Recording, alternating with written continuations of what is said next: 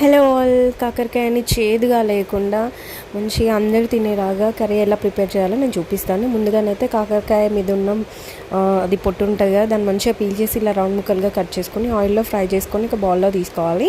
And దాంట్లోనే మళ్ళీ మనము టొమాటోస్ని వేసి మంచిగా మగ్గనివ్వాలి. అలా మగ్గుతున్నప్పుడు కొన్ని పచ్చిమిర్చి ఇంకా కొంచెం చింతపండు వేసి మంచిగా కలుపుకోవాలి దగ్గరికి అయ్యేలాగా. అలా అయిన తర్వాత ఇంకా దాన్ని మిక్సీ అయితే చేసుకొని పక్కన అయితే పెట్టేసుకోవాలి. అండ్ దాని తర్వాత ఒక కడాయి తీసుకొని అందులో ఆవాలు, జీలకర్ర, పచ్చిమిర్చి అండ్ దాని తర్వాత అల్లం వెల్లుల్లి పేస్ట్, పసుపు, కారం వేసి మంచిగా కలుపుకోవాలి. మనము మిక్సీ చేసుకున్న టమాటో ప్యూరీని అయితే అందులోకి అయితే యాడ్ చేసుకోవాలి. యాడ్ చేసుకున్న తర్వాత అండ్ ఒక కప్పు వాటర్ని అయితే వేసుకొని మంచిగా దగ్గరికి అయ్యి ఆయిల్ అంతా పైనకి వచ్చేదాకా కలపాలన్నమాట.